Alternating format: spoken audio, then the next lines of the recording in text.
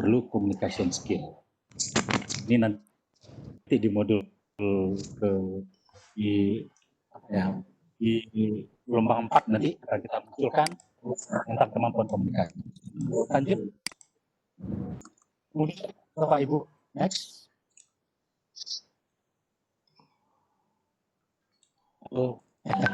Next. Ya. Kemudian ragam dan ini kalau loncat ya dikit ya.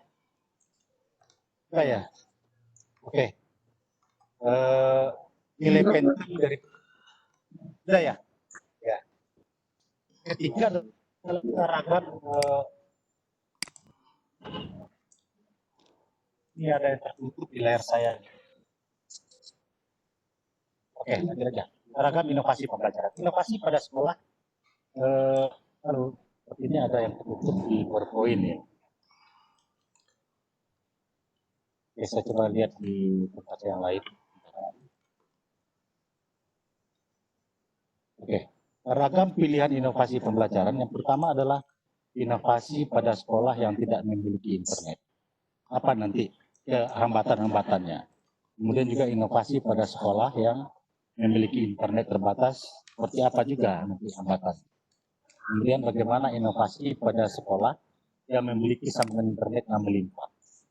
Ini sebenarnya menjadi peluang bagi sekolah, bersama sekolah-sekolah yang ada di ibu kota provinsi, dengan akses yang mudah dan segala macam. Nah, terbuka sekali berbagai inovasi yang sangat luas yang bisa dimanfaatkan oleh guru sebenarnya. Lanjut. Inovasi tanpa sambungan internet, terus apa langkah-langkah yang harus dapat kita lakukan? Misalnya ada pusat sumber belajar PSB. Apakah kita kalau terbatas mau tak mau kan harus diinsertkan dengan berbagai modul. Artinya adalah kita mengembangkan model-model offline. Ini juga bisa kita inovasikan oleh guru, model offline seperti ini.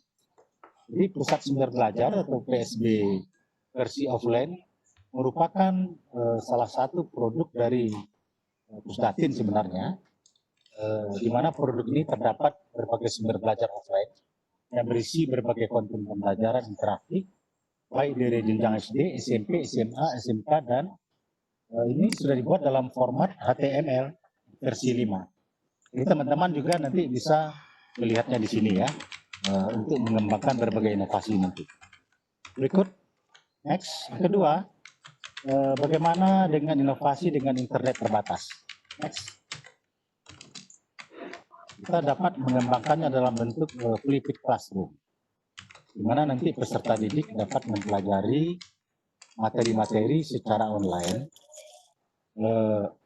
di rumah, misalnya melalui YouTube, kemudian di sekolah peserta didik dapat melakukan presentasi, kemudian didiskusikan, kemudian mengerjakan tugas-tugas secara offline. Ini bisa dilakukan oleh guru. Kemudian juga ada nanti dengan model blended learning, yaitu kombinasi tatap muka, pembelajaran konvensional, secara konvensional dengan metode ceramah, penugasan, tanya jawab, dan demonstrasi. Dan pembelajaran secara online dengan memanfaatkan berbagai macam media dan teknologi untuk mendukung pembelajaran mandiri. Ini juga nanti teman-teman nanti para peserta nanti kita bisa melihat learning dan segala macam. Next. Nah, bagaimana dengan inovasi dengan internet melimpah?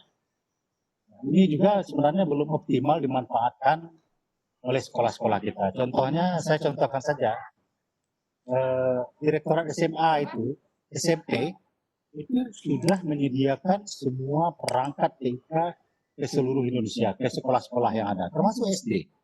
Untuk SMA hampir sudah selesai 85%, tapi sayangnya teknologi tersebut tidak dimanfaatkan secara maksimum. Hanya dilakukan secara terbatas saja, manakala ada praktek pembelajaran TIK di sekolah.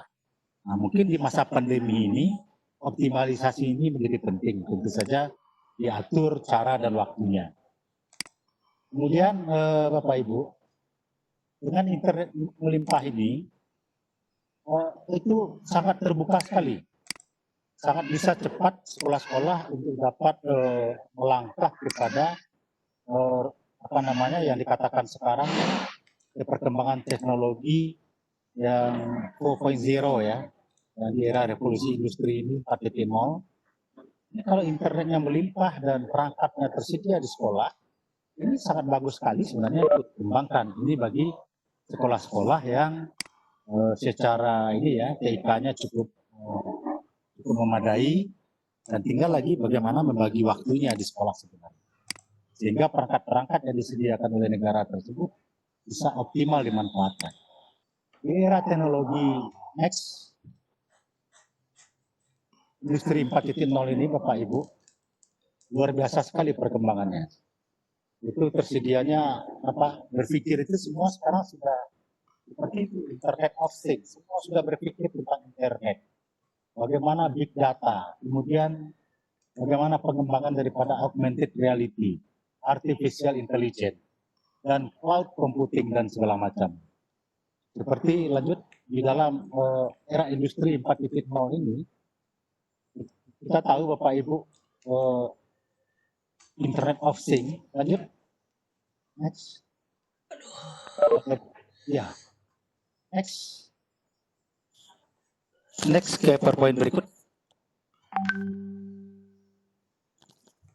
Kalau lanjut PowerPoint-nya, yes. Nah, untuk Internet of Things, prinsipnya adalah bahwa benda yang ada sekarang ini tidak ada lagi jarak. Benda yang lain sudah dapat terhubung melalui berbagai internet. Orang di dalam kamar baru teringat rendang aja sudah sampai di dalam kamar. Semua sudah terhubung dengan begitu cepat. Objek yang terhubung ke internet dan dapat diidentifikasi. Posisi kita di mana, kita lari di mana, GPS berkembang begitu hebat dan segala macamnya. Kemudian juga bagaimana memanfaatkan teknologi tersebut dalam pendidikan. Ini sebenarnya yang terpenting dalam kita melakukan berbagai inovasi nanti. Seperti IoT ini, bagaimana pemanfaatan e-learning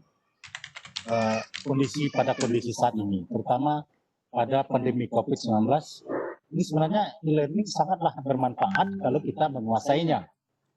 Seperti contoh praktek di sekolah contohnya, bagaimana pengembangan media pembelajaran. Mata pelajaran misalnya saya contohkan mata pelajaran teknik mikroprosesor di kelas 10 misalnya. Di sebuah SMK di Jakarta, ini contoh saja, dengan menggunakan base learning media processor dengan subjek in-grade 10 audio video itu. Prinsip kerjanya sebenarnya sederhana. Internet of Things menjadi media untuk mengkoneksikan antar mikrokontroler dengan internet. Dengan ini terkoneksi, itu akan berbagai media-media pembelajaran Bapak Ibu itu akan saling terhubung, dan pembelajaran itu menjadi sangat interaktif sekali. Nanti dia yang next selanjutnya.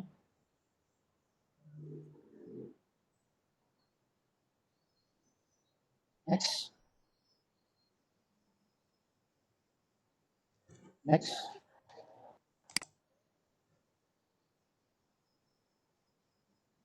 Berikutnya. Putus.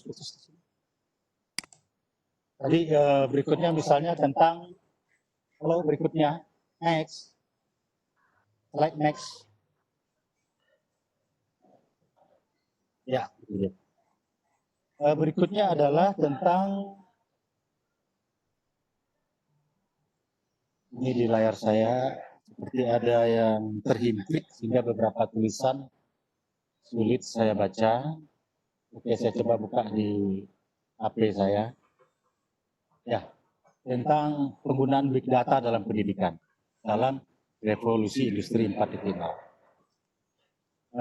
Kita tahu bagaimana di dalam big data Bapak Ibu, performan orang, termasuk performan orang sudah bisa kita prediksi.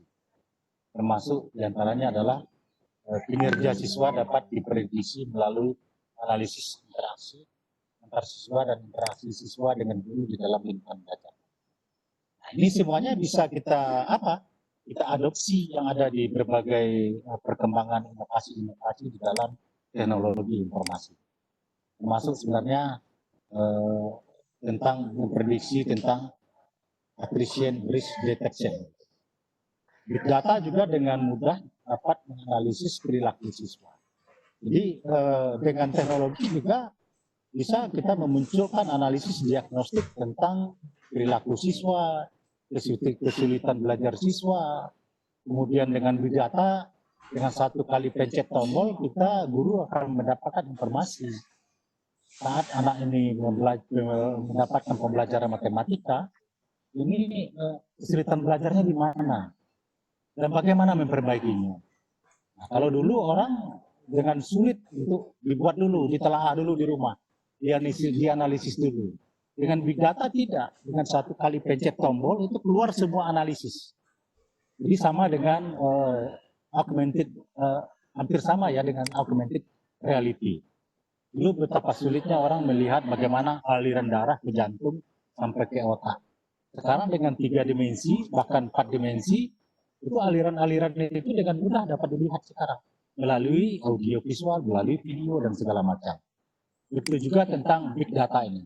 Big data juga akan memberikan feedback yang mampu melakukan intelligent feedback, yaitu sistem learning menyediakan intelligent feedback yang merespon dengan segera input siswa yang akan ditingkatkan interaksi dan kinerja.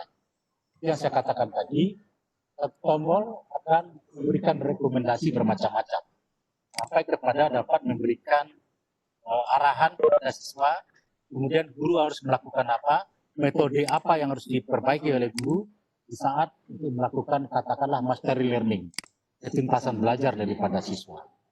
Nah, ini semuanya bisa kita lakukan dengan model-model inovasi pembelajaran. Lanjut.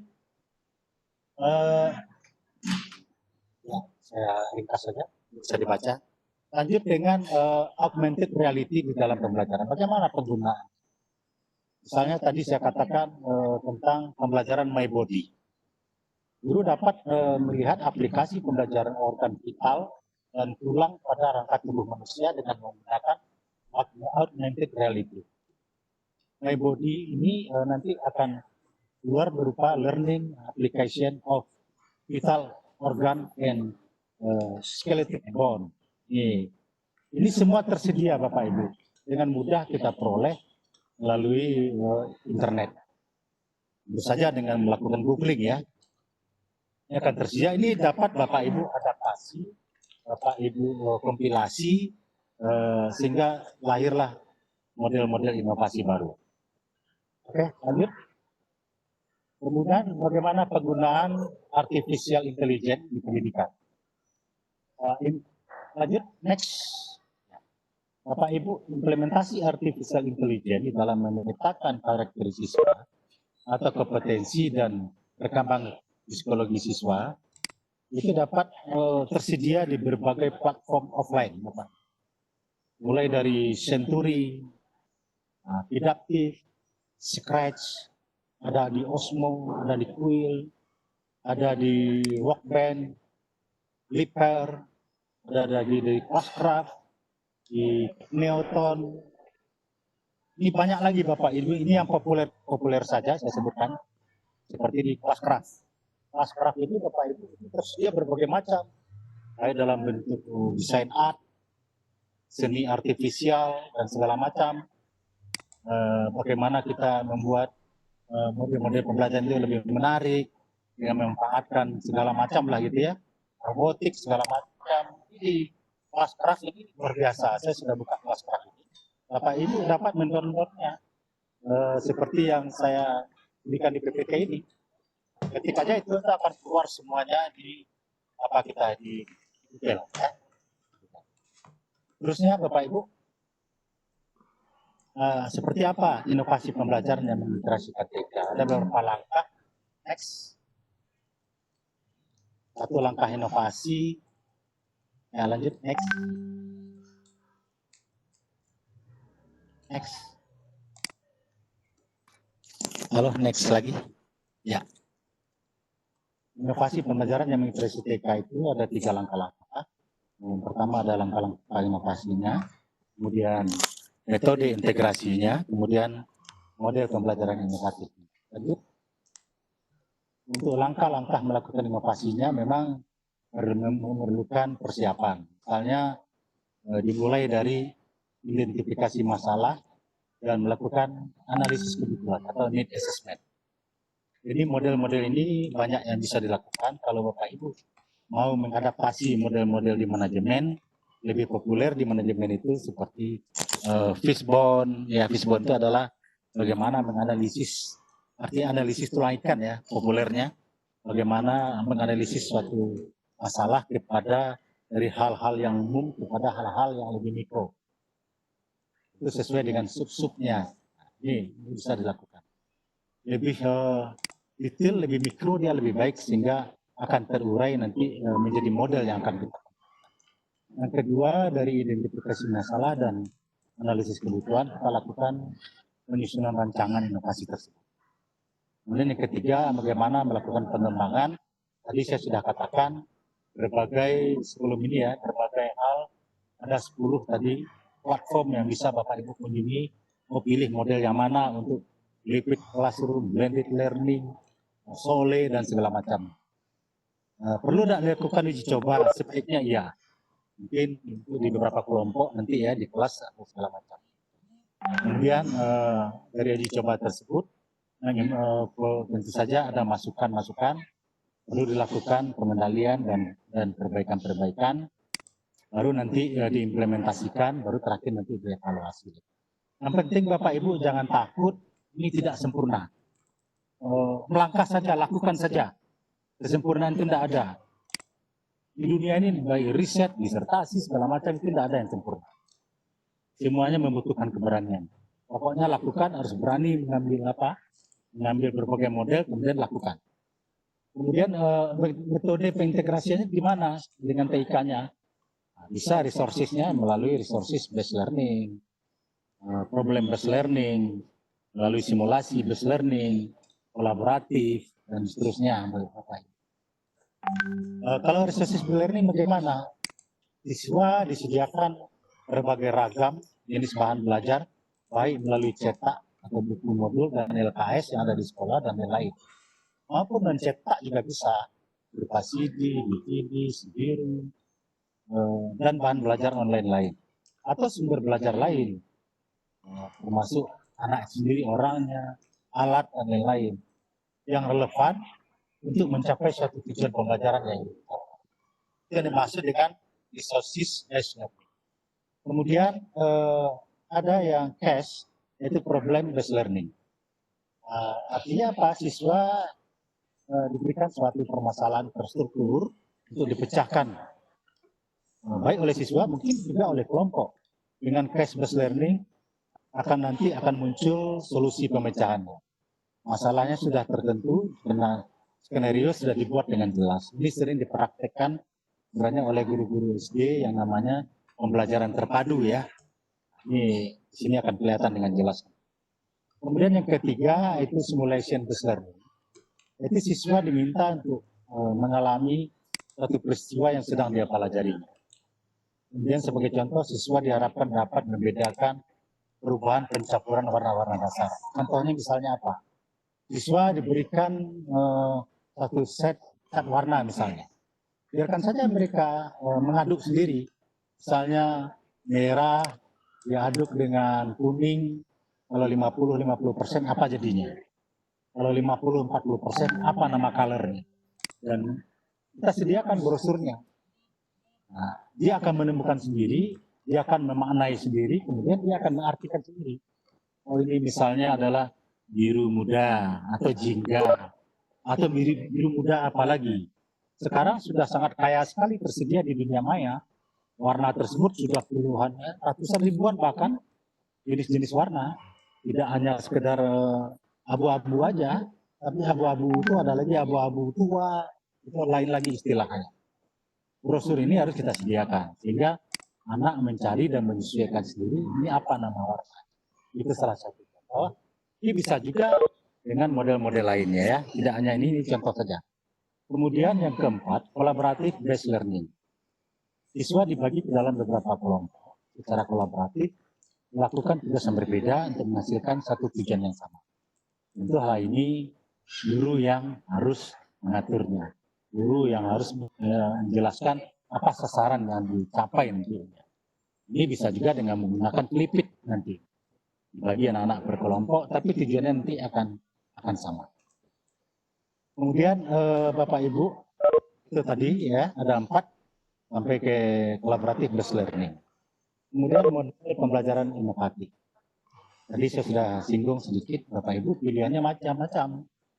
Ada blended learning, ada flipped classroom, ada project based learning, ada discovery inquiry learning, ada game yang lagi populer juga sekarang, anak sambil main game, sambil belajar gitu ya. Kemudian juga ada Sole. Nah, ini semua bisa dikompilasi di 10 platform yang tersedia tadi. Ini bisa kita integrasikan semua di sana. Tergantung Bapak Ibu mau mana yang disukai. Tinggal Bapak Ibu memilih. Itu sesuai juga dengan kebutuhan anak-anaknya ya. Kemudian bagaimana dengan rumah belajar dan TV edukasi?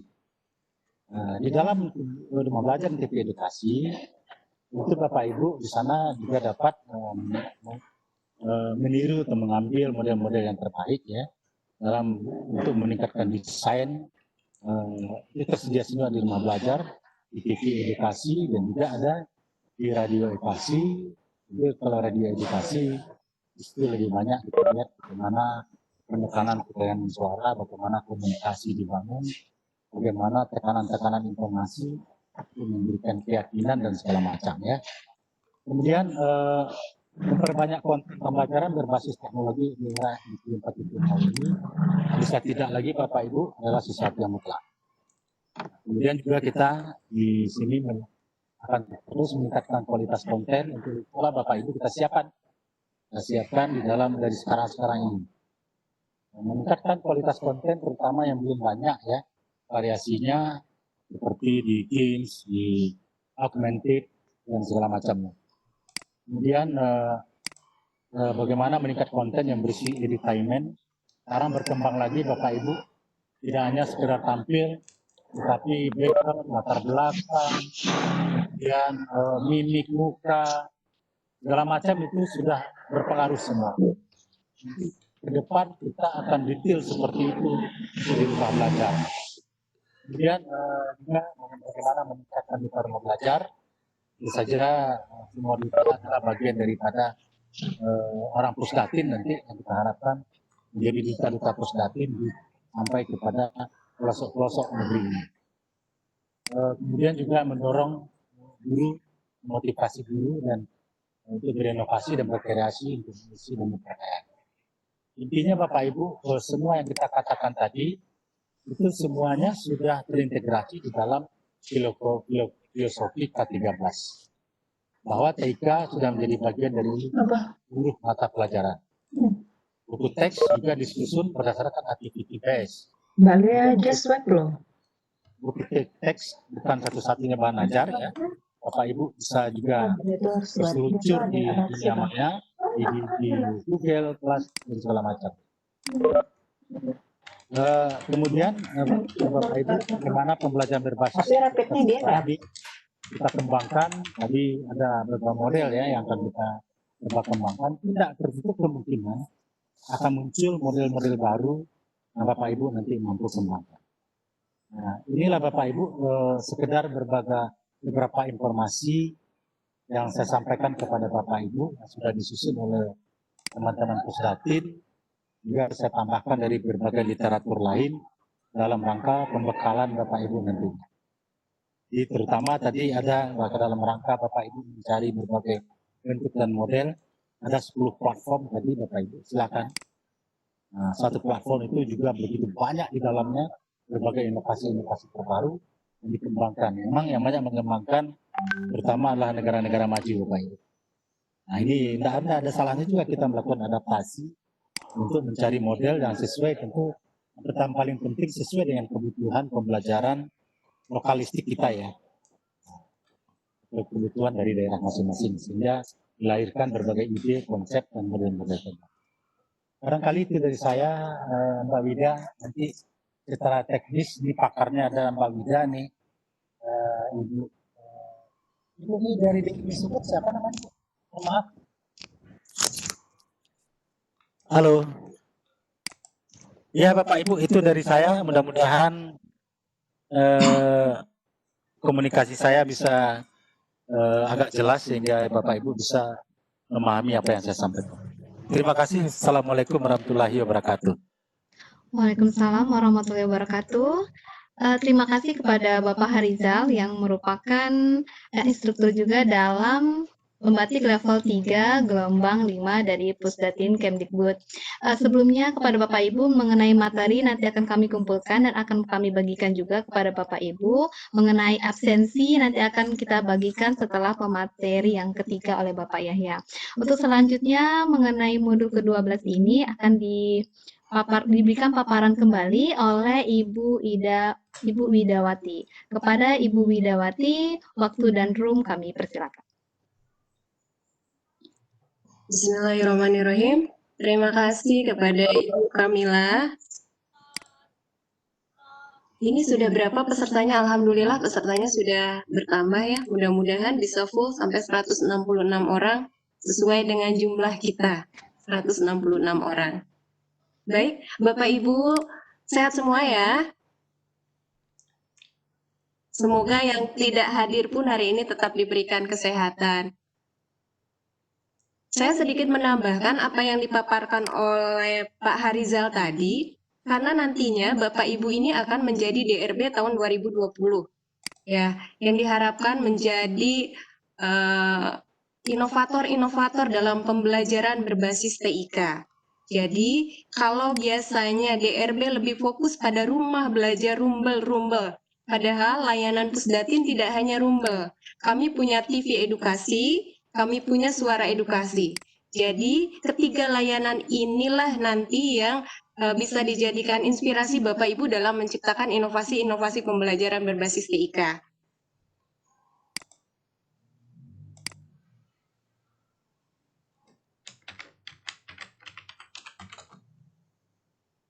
Saya share konten dulu sebentar.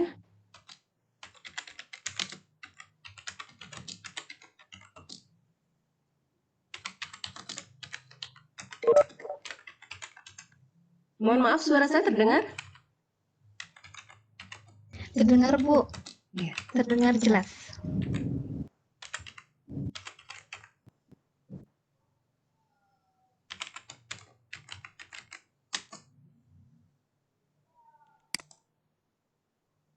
Iya, saya akan sharing Bapak Ibu tentang produk dan layanan Pusdatin lainnya.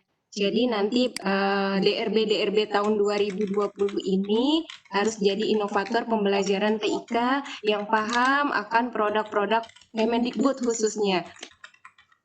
Mohon maaf, di layar masih ada abu ya Bu ya? Iya, ada sedikit. Ya, masih ada, Bu. Mohon maaf ya, kayak sepertinya ini karena jaringan. Ini jam 1 ini ya, jam mengantuk. Mudah-mudahan Bapak Ibu tidak ngantuk nih. Baik, Sepertinya semangat, Bu, karena materinya luar biasa. ya mudah-mudahan.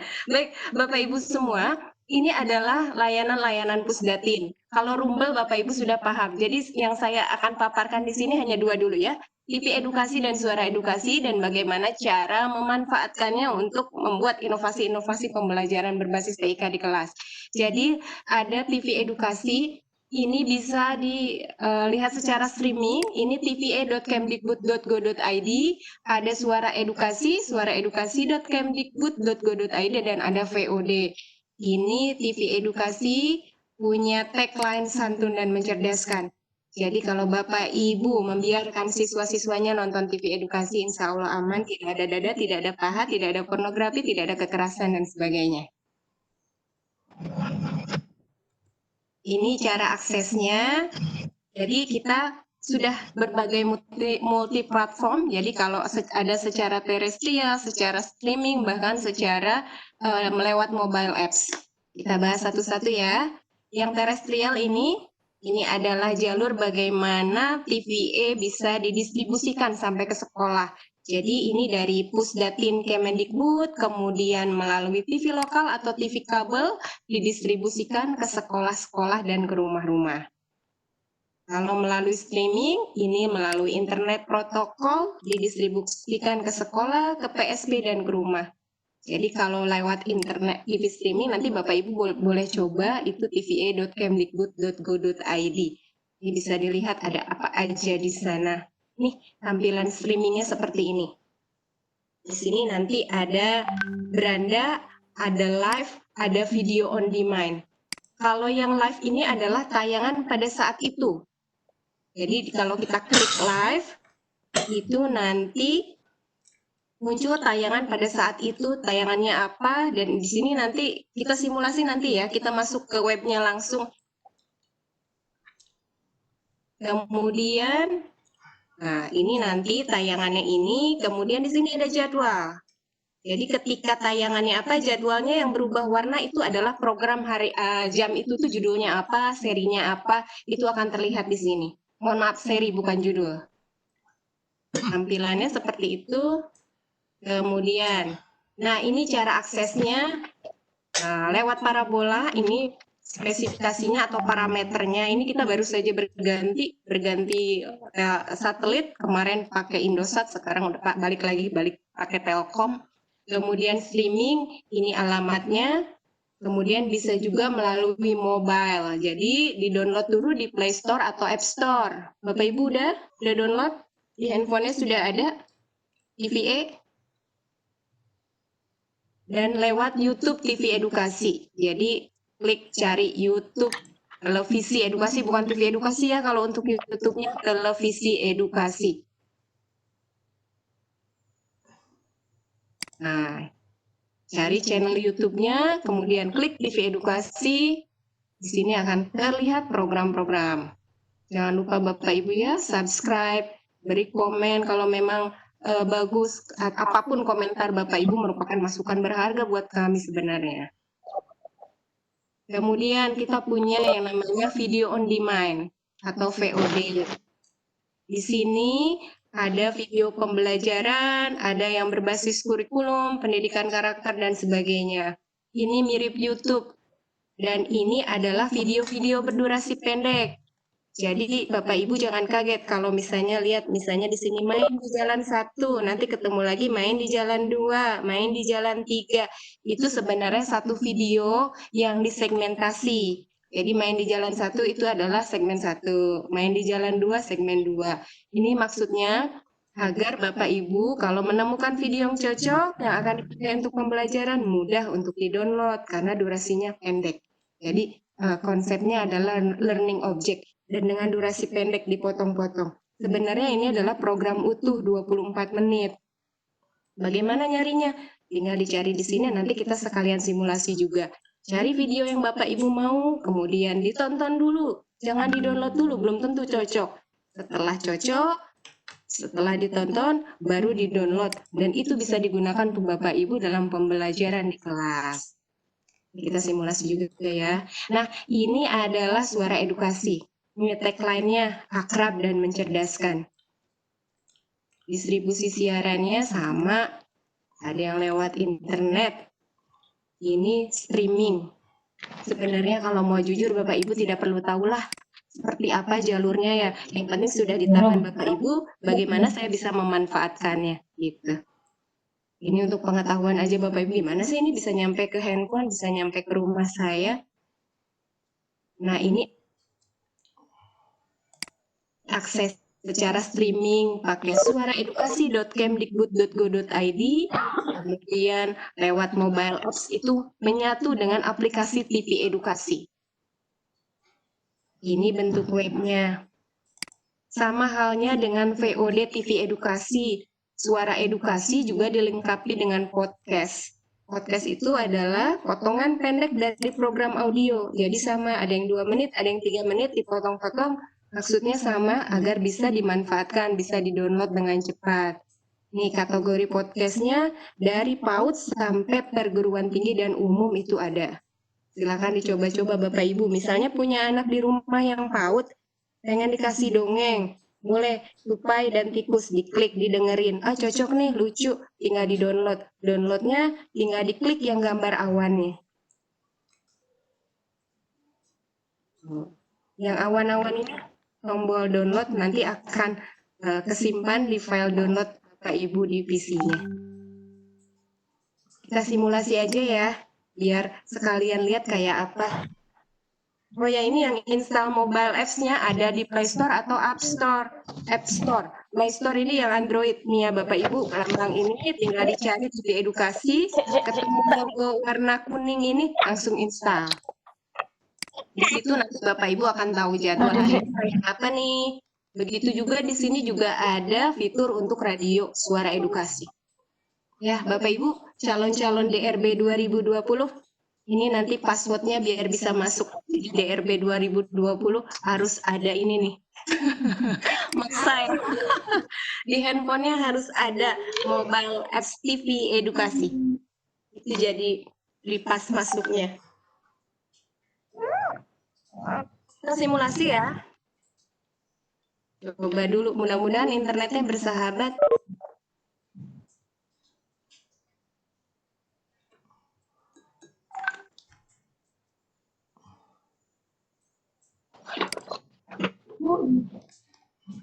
Gini loh. Iya, aku kelan.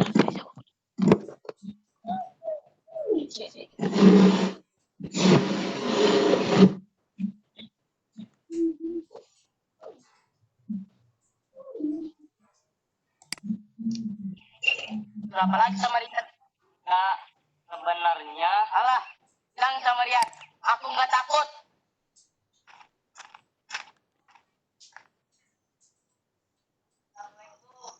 Waalaikumsalam. Buka aja Jar, nggak dikunci. Nah, Jar, sudah terlihat Bapak Ibu? Sudah, Bu.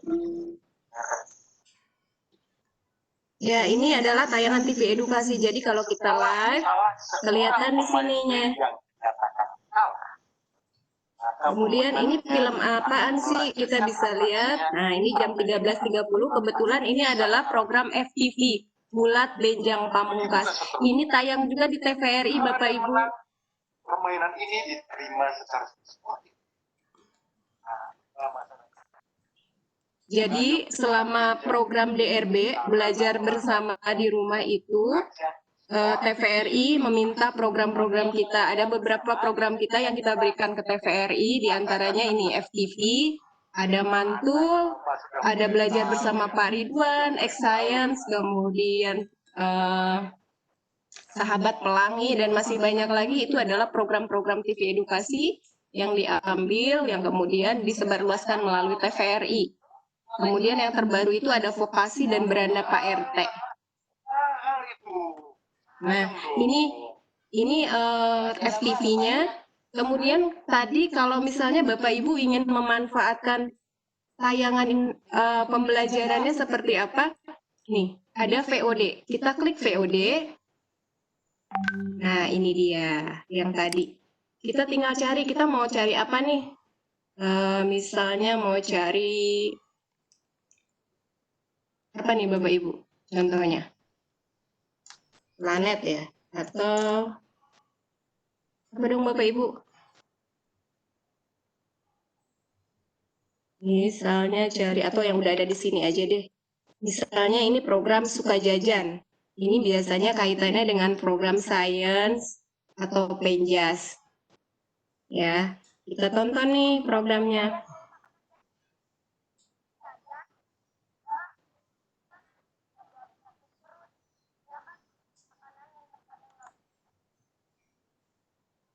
Tidak muncul ya videonya. Kita cari video yang, coba yang ini.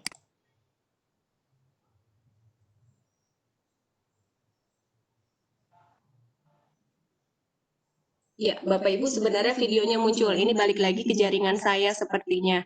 Nah, jadi cara memanfaatkan video VOD ini adalah Bapak Ibu nonton dulu nih. Bapak Ibu cari di sini. pembelajaran atau materi-materi yang Bapak Ibu butuhkan, kemudian sudah dapat, tonton dulu, ini durasinya 4 menit 48 detik, tonton dulu sampai habis. Kalau memang cocok, wah cocok nih kayaknya untuk pembelajaran saya, bisa saya pakai di kelas, ini Bapak Ibu bisa download. Di sini ada klik tinggal file downloadnya. Ini file MP4, nanti akan tersimpan di file downloadnya Bapak Ibu. Ini bisa dipakai. Seperti itu. Kemudian sama untuk yang TV edukasi, suara edukasi juga sama. Untuk podcastnya yang tadi sudah saya share, itu tinggal dicari lambang awannya, tinggal diklik, nanti akan kesimpan.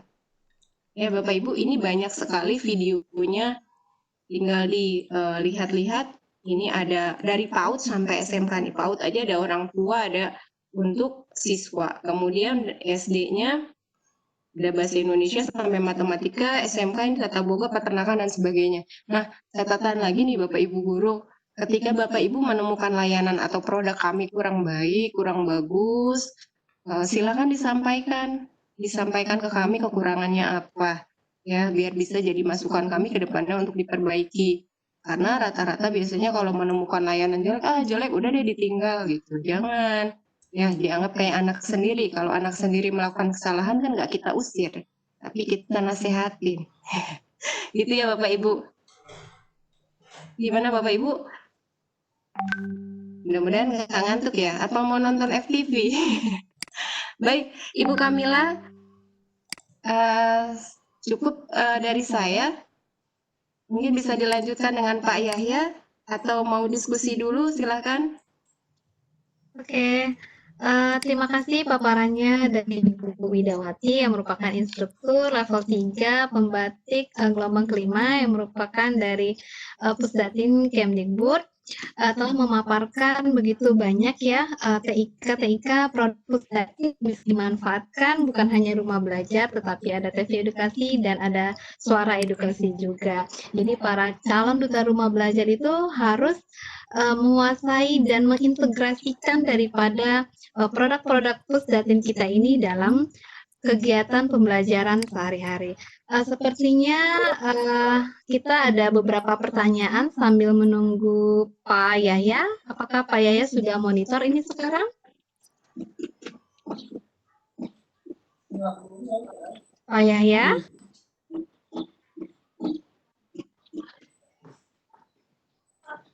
Apakah Pak Yahya sudah hadir?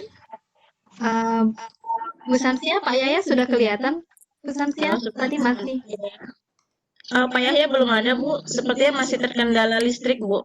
Oke, sebelum kita sambil menunggu Pak Yahya, ini ada pertanyaan dari Pak Mukhlis Nasution. Beliau menanyakan bahwa apakah setelah di-download dari TV edukasi itu bisa dijalankan di laptop, Bu? Karena katanya ada beberapa video pembelajaran dari sumber belajar itu yang tidak bisa dibuka di laptop, kemungkinan harus ada tambahan aplikasi. Aplikasi apa kira-kira tambahannya? Itu, Bu. Iya, Bu Kamila. Pak Mukhlis Nasution. Ya, Bu? Bu Pak Yahya sudah ada. Oh, Pak. Berarti nanti untuk pertanyaan kita lanjutkan di sesi diskusi ya. Ternyata Pak Yahya sudah hadir dan alhamdulillah sepertinya listriknya sudah bisa diajak kompromi nih ya Pak Yahya. Pakai HP nih Bu. Oh, pakai HP ya. Iya, oke Pak Yahya, waktu dan room kami persilakan untuk Pak Yahya menyampaikan modul ke-11 pembatik level 3. Silakan Pak. Saya coba share screen sambil nunggu share screen, barangkali yang pertanyaan tadi boleh itu dibahas dulu, saya coba ambilkan share screen dari HP dulu. Atau nanti saja Pak sekalian sesi diskusi, nggak apa-apa ditunggu. Share screen mau tampil.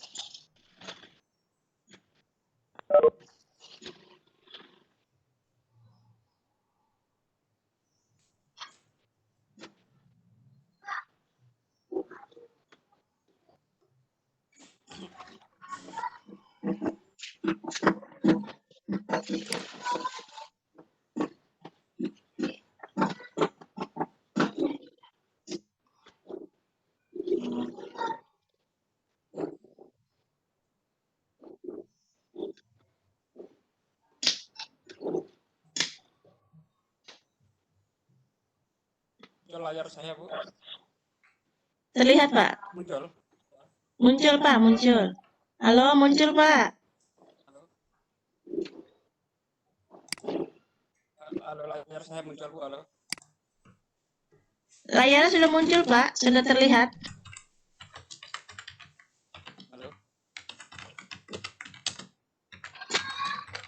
Halo.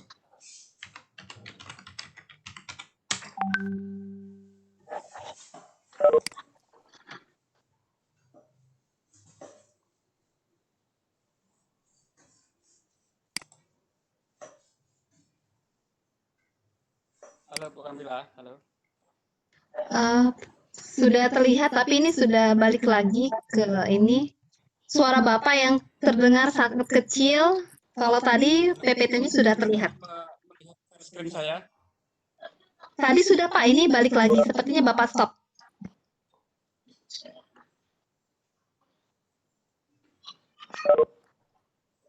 Silakan dicoba share screen. Tadi sudah muncul Pak. Share screen saya sudah bisa dilihat.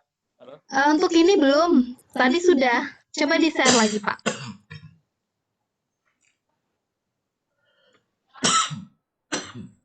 Oh, tadi belum dilihat ya?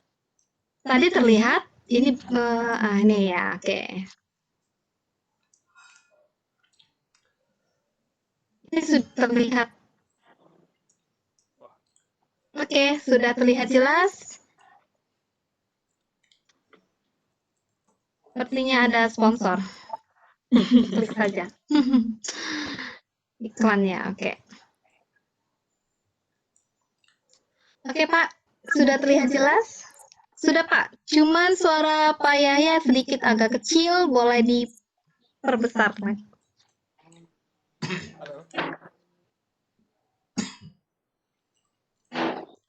Halo, Bu. Halo, sudah terdengar, Pak? Muncul share screen saya, halo. Ada, Pak? Halo. Halo. Halo. Sudah terlihat? Halo, Bu. Halo. Halo Pak Yahya, suaranya saja yang belum terdengar, share screen-nya sudah terlihat jelas, silakan Pak. Halo. Ini kalau saya share screen, saya jadinya tidak bisa mendengar suara dari webback ini, Bu. Kalau saya share materinya ke grup, kemudian nanti ada yang bantu nampilkan bagaimana ya. Boleh Pak, silakan. Nampaknya saya nggak bisa. Nah. Tadi saya sempat tampilin apa itu PowerPoint, teman saya kok halo kurang direspon, apakah suara saya hilang atau bagaimana pada saat saya nampilin tadi. Ya, halo. Halo. Bentar, saya share di baca dulu ya, bisa dibantu share screen-nya yang nampaknya.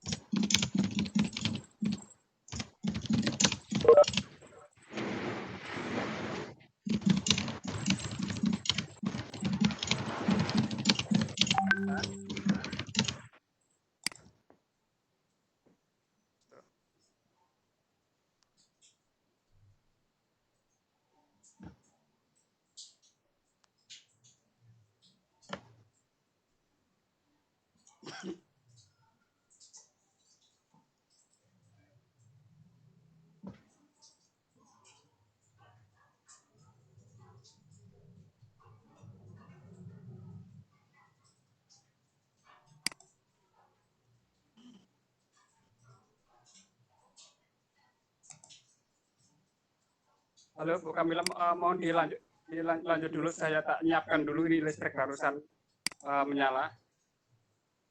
Oke. Kalau gitu kita boleh satu pertanyaan tadi ya buat pemateri yang pertama. Bu Ida lagi sudah? Iya, silakan Oke. Ibu Kamila. Iya, saya coba ya Bu, pertanyaan pertama tadi dari Pak Muhlis, beliau menanyakan, apakah setelah di-download dari TV edukasi, dari televisi edukasi, itu bisa dibuka di laptop? Kemudian, si Bapak pernah mencoba mendownload video pembelajaran dari sumber belajar, tetapi ada yang tidak bisa terbuka, apakah membutuhkan aplikasi tambahan lagi yang harus diinstal di laptop? Begitu Bu Ida, dari Pak Muhlis Nasution. Silakan Bu.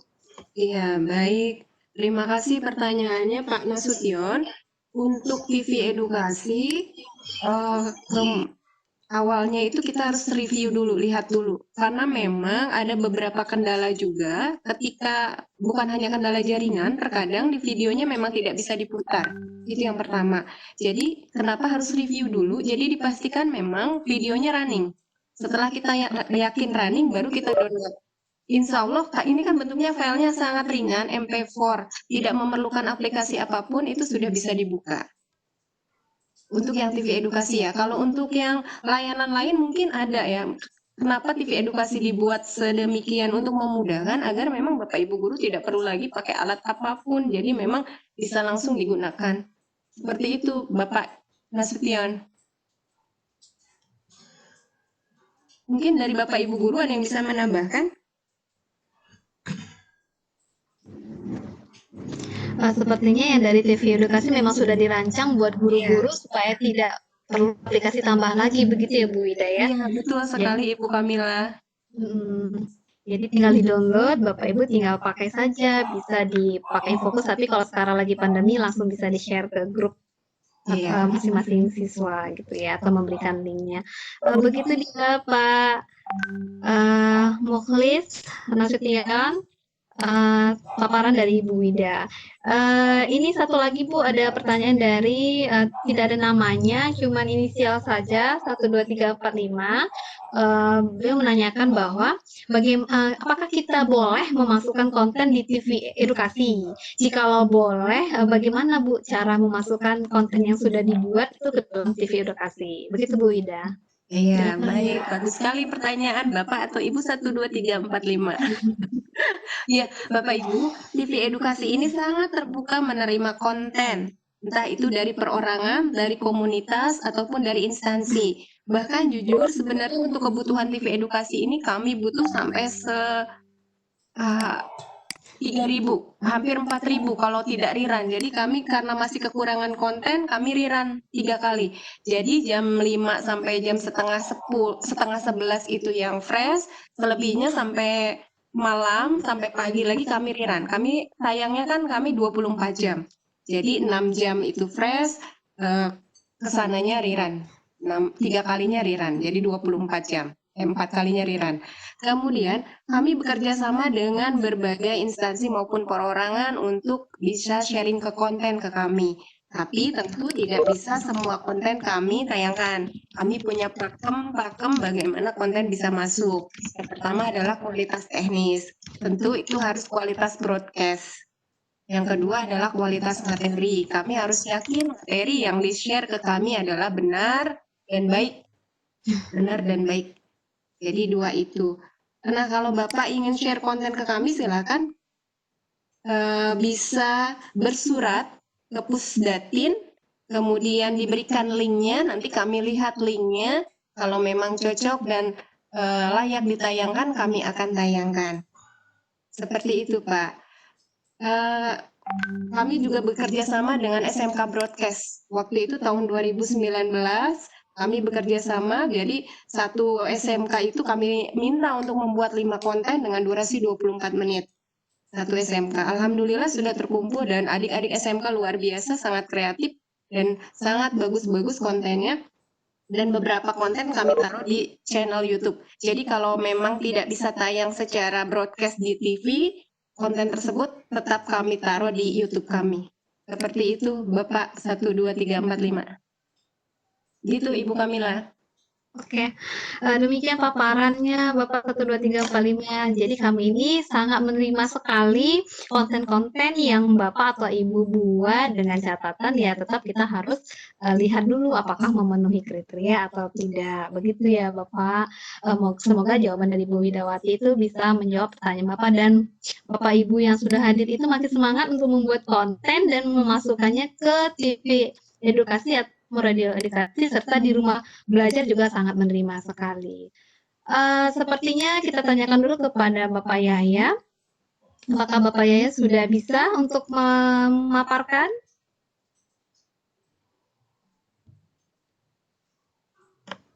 Sepertinya belum. Nyalain laptop dulu Bu, sebentar, bentar lagi dia. Laptopnya lagi loading nyala. Oh ya. Dan dulu saya nyalakan. Bisa dilanjut pertanyaan lain dulu, nanti kalau saya muncul dengan akun yang lain berarti sudah muncul di laptop. Yang di HP Oke. sepertinya tidak mendengar suara saya ketika saya share screen. Suara saya hilang. Bu Kamila, Ya, Bu. ini sambil menunggu Pak Yahya, sepertinya ini ada masukan dari Bapak Nurjaman ya. Oh ya, ini sudah terlihat Bu. Oke, saya coba ini kan ya.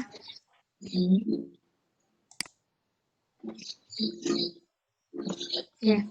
Dari Bapak Nurjaman, beliau mengatakan bahwa berharap sekali supaya konten-konten sejarah Indonesia itu bukan hanya memasukkan konten-konten sejarah Indonesia, apakah bisa diperbanyak jika menggunakan TV edukasi dan suara edukasi, namun kontennya sangat sedikit. Seperti sudah dipaparkan Bu Widawati tadi, Bapak Ibu boleh menambahkan, kami sangat berharap Bapak Ibu itu menambahkan konten-kontennya di TV edukasi maupun di edukasi mengenai materi-materi. Jadi Bapak Ibu silahkan berkarya seperti kata Bu Wida ya kan Bu Wida, sangat menerima dengan Bu Wida mengenai konten-konten yang akan bisa dimasukkan ke produk-produk daripada Pusdatin tersebut. Terima kasih kepada Bapak atau Ibu Nurjaman atas masukannya. Kemudian kalau Bapak dan Ibu lain sepertinya Pak Yahya Duta Rumah Belajar Kaltim sudah masuk ya untuk mempersingkat waktu karena materi dari Bapak juga sangat luar biasa. Kepada Bapak, waktu dan room kami persilakan.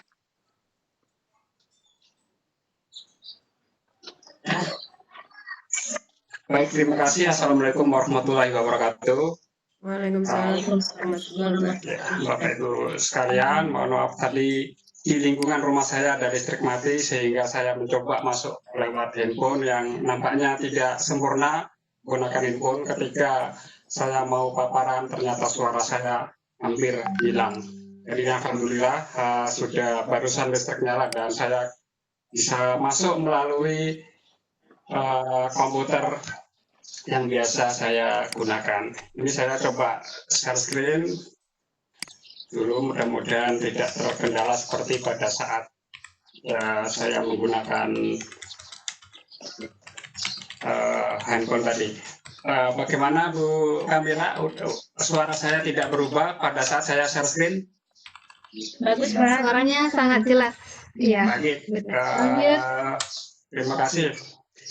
Bapak Ibu, sahabat rumah belajar, baik itu peserta dari pembatik level 3 maupun yang non-peserta, salam sejahtera bagi kita semua. Kita ketahui di dalam pembatik level 3 ini peserta boleh memilih satu di antara dua, yaitu peserta boleh membuat video pembelajaran atau peserta juga boleh membuat aplikasi yang berbasis multimedia interaktif.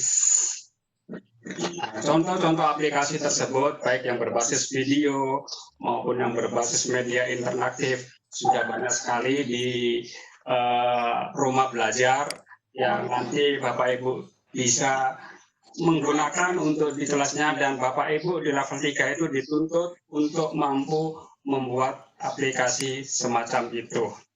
Oleh karena itu pada kesempatan hari ini saya akan berbagi tentang konsep-konsep terkait apa dan bagaimana itu multimedia interaktif. Kemudian bagaimana nanti teknik penyusunan storyboard dari sebuah multimedia interaktif, kemudian bagaimana mendesain interface atau antarmuka dari multimedia interaktif itu sendiri, kemudian nanti strategi dari navigasi multimedia interaktif nanti Bapak Ibu nanti yang akan gunakan metode yang bagaimana.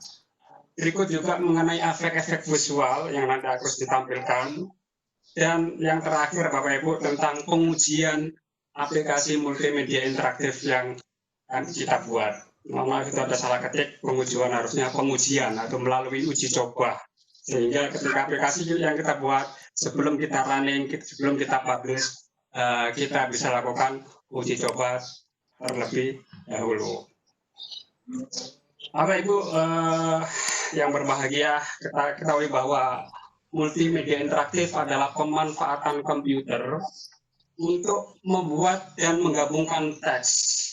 Ada gambar, ada suara, ada video, dan animasi dengan menggabungkan perangkat-perangkat tertentu yang dapat memungkinkan pengguna melakukan navigasi, berinteraksi, dan berkomunikasi. Jadi kata kuncinya itu bisa melakukan navigasi, bisa berinteraksi, dan bisa berkomunikasi. Nah, interaksi di sini memungkinkan pengguna tidak saja melihat something to see dan something to hear, tapi juga melakukan sesuatu, something to do. Ada action-action, ada aksi-aksi atau respon-respon yang dilakukan oleh pengguna di dalam sebuah aplikasi komputer. Aplikasinya kita sebut dengan aplikasi multimedia interaktif. Nah, tingkat interaktivitas ini dalam sebuah aplikasi multimedia interaktif ini ada beberapa tingkatan Bapak Ibu ya.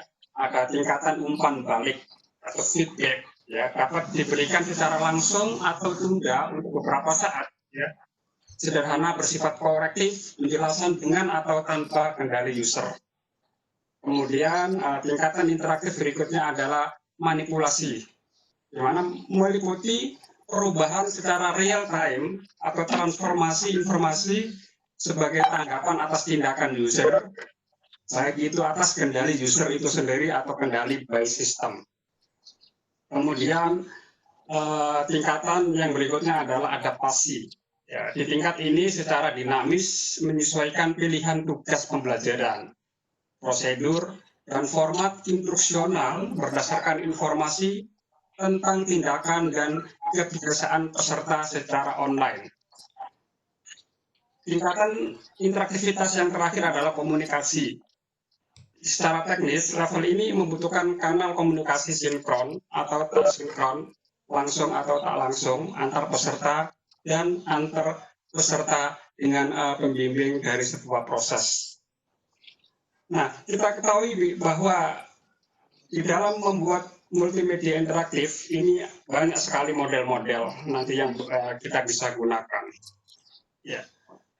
Ada model tutorial, ada modelnya drill and practice, ada yang simulasi, ada yang instructional game, ada yang hybrid, Socratic, inquiry, dan informational. Nah, nanti Bapak Ibu di dalam membuat konsep multimedia interaktif ini akan menggunakan model yang mana? Ini juga nanti kita harus melihat sasarannya. Apakah nanti untuk sasaran anak PAUD, apakah untuk jenjang SD, SMP, SMA, SMK, atau mungkin level yang lebih tinggi, perguruan tinggi dan umum. Tentunya kita akan coba mempelajari secara detail karakter dari masing-masing model yang ada ini. Kita coba simak yang pertama. Salah satu contoh bentuk tutorial ini yang paling sering kita jumpai. Nah, tutorial ini adalah salah satu jenis model pembelajaran yang memuat penjelasan, kemudian di sana ada rumus-rumus, ada prinsip-prinsip, ada bagan-bagan, tabel, definisi-definisi istilah, latihan dan branching yang sesuai. Kemudian model tutorial ini bertujuan untuk menyampaikan atau menjelaskan materi tertentu. Komputer menyampaikan materi, mengajukan pertanyaan, dan memberi umpan balik sesuai dengan jawaban pengguna. Ini model tutorial yang paling kita sering jumpai di rumah belajar, juga banyak-banyak yang model tutorial seperti ini. Kemudian model yang berikutnya adalah model drill and practice. Nah, model drill and practice ini menganggap bahwa konsep dasar telah dikuasai oleh pengguna. Dan mereka sekarang siap untuk menerapkan misalnya rumus-rumus, bekerja dengan kasus-kasus yang konkret, dan menjelajahi daya tangkap mereka terhadap sebuah materi. Nah, fungsi utama dari model ini yaitu untuk latihan dan praktek dalam program pembelajaran berbantuan komputer, memberikan praktek sebanyak mungkin terhadap kemampuan siswa. Jadi isinya seperti ini Bapak Ibu, agak sedikit berbeda memang dengan yang pertama tadi. Pertama tadi berisi penjelasan-penjelasan sebuah konsep, yang ini masuk ke dalam praktek dan latihan-latihannya, yaitu dengan metode drill and practice. Nah, kemudian model yang lain yang kita kenal adalah model simulasi. Simulasi dengan situasi keadaan nyata yang dihadapi oleh pengguna, dengan maksud untuk memperoleh pengertian global tentang sebuah proses. Nah, simulasi ini juga digunakan untuk memperagakan suatu keterampilan sehingga pengguna merasa seperti berada dalam keadaan yang sebenarnya. Nah, simulasi banyak digunakan pada pembelajaran materi yang membahayakan. Mana misalnya simulasi gunung meletus itu bagaimana kita buat simulasinya. Kemudian itu sulit, kemudian memerlukan biaya yang tinggi. Misalnya untuk pelatihan pilot pesawat terbang dan lain-lain. Nah, di aplikasi rumah belajar ini Bapak Ibu juga ada banyak sekali model multimedia interaktif yang berkonsep simulasi ini. Misalnya saja di laboratorium Maya. Nah, di laboratorium Maya ini konsepnya lebih dominan mengarah ke simulasi. Bapak Ibu bisa melakukan percobaan-percobaan, apakah itu nanti untuk percobaan kimia, biologi, ya, dan percobaan-percobaan yang lain terkait dengan mata pelajaran yang kita ajarkan. Kalau biasanya di dalam dunia entertainment ya, dan ya, program simulasi ini juga banyak diterapkan. Kemudian konsep multimedia interaktif yang berikutnya adalah instructional games. Ya, model ini didesain dengan baik, dapat memanfaatkan sifat kompetitif pengguna, memotivasi dan meningkatkan belajar mereka. Nah, perancangannya ini harus yakin bahwa dalam upaya memberikan suasana permainan, integritas tujuan pembelajarannya tidak hilang. Kita seolah-olah mengajak anak-anak bermain, tapi di sana ada unsur-unsur materi-materi pembelajaran yang kita masukkan di sana. Ini model instructional game. Kemudian model berikutnya adalah model hibrid, yaitu gabungan dari 2 atau lebih model multimedia pembelajaran. Contoh model hibrid adalah menggabungkan model tutorial dengan drill and practice. Misalnya tutorial dengan simulasi, atau tiga-tiganya ada di situ, tutorial, ada drill and practice-nya, kemudian ada juga simulasinya, ya, ada juga gamenya. Ini akan lebih memperkaya khasana multimedia interaktif kita. Nah, tujuannya untuk memperkaya kegiatan pengguna, menjamin ketuntasan belajar, dan menemukan metode-metode yang berbeda untuk meningkatkan pembelajaran. Nah, memang di hibrid ini akan sangat menarik, ya, karena penggabungan dari berbagai model tadi. Itu Bapak Ibu. Selanjutnya kita masuk ke model Sokratik, ya. Model ini berisi percakapan atau dialog antar pengguna dengan komputer dalam natural language. Nah, bila pengguna dapat menjawab sebuah pertanyaan, disebut mixed initiative atau computer aided initiative. Nah, di Sokrates ini berasal dari penelitian di bidang intelijensia buatan atau artificial intelligence atau kecerdasan buatan. Kita coba masuk ke model berikutnya adalah model inquiry. Ya, model inquiry adalah suatu sistem pangkalan data yang dapat dikonsultasikan oleh pengguna, di mana pangkalan data tersebut berisi data-data yang dapat memperkaya pengetahuan dari pengguna itu sendiri. Dan model yang terakhir, Bapak Ibu, adalah model informasional yang biasanya menyajikan informasi dalam bentuk daftar atau tabel. Informasional ini menentukan interaksi yang sedikit dari pengguna. Nah, model ini biasanya sering kita jumpai di bandara-bandara, kemudian di mall-mall, ya, di tempat-tempat public area, terkasih informasi-informasi umum, ya, apakah terkait dengan lingkungan itu atau mungkin pariwisata dan lain-lain. Ini juga sering kita jumpai untuk model yang seperti ini. Nah, di dalam kehidupan sehari-hari, apa sih fungsi dari multimedia interaktif? Ya, banyak sekali Bapak Ibu, ya. Di dalam pembelajaran misalnya. Nah, di dalam pembelajaran ini apakah nanti multimedia ini kita gunakan sebagai suplemen atau tambahan? Kita gunakan sebagai suplemen atau tambahan ini apabila guru atau siswa mempunyai kebebasan memilih apakah akan memanfaatkan multimedia atau tidak untuk materi pelajaran tertentu. Fungsi yang berikutnya adalah komplement atau pelengkap. Nah, apakah apabila multimedia tersebut diprogramkan untuk melengkapi atau menunjang materi pembelajaran yang diterima oleh siswa dalam kelas sebagai komplement, ya. Multimedia diprogramkan sebagai reinforcement atau pengayaan atau remedial bagi siswa dalam mengikuti kegiatan pembelajaran. Nah, sekarang ini banyak sekali Bapak Ibu, ya, multimedia yang digunakan sebagai komplement. Kita beli buku, ya, kemudian buku tersebut disertai CD-nya berisi tutorial-tutorial yang menjadi pelengkap dari isi buku tersebut. Barangkali kita hanya membaca ini agak bingung gitu, ya, akan dijelaskan melalui CD pelengkap yang menyertai buku tersebut. Nah, fungsi yang terakhir dari multimedia adalah pengganti. Apabila multimedia dapat menggantikan sebagai besar peran guru, ini dapat menjadi alternatif sebagai sebuah model pembelajaran, ya.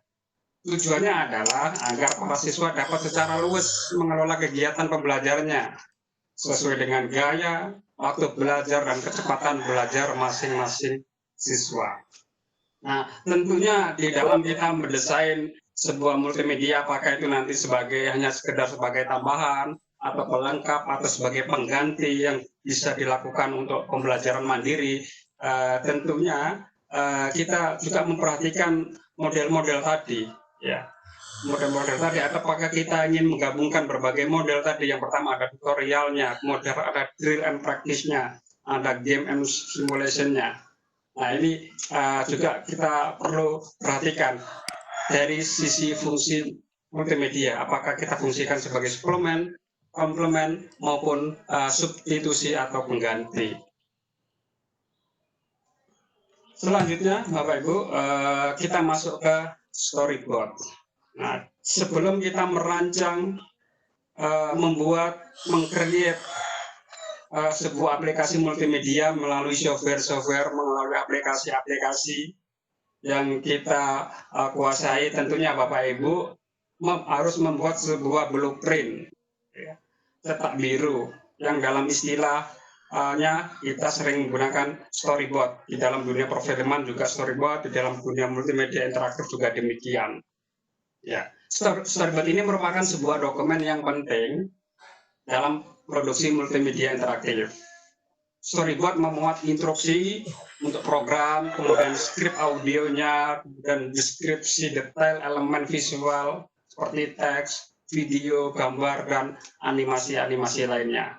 Ini sangat penting sekali kita buat supaya apa yang akan kita buat itu terplanning dengan baik untuk bisa kita implementasikan selanjutnya.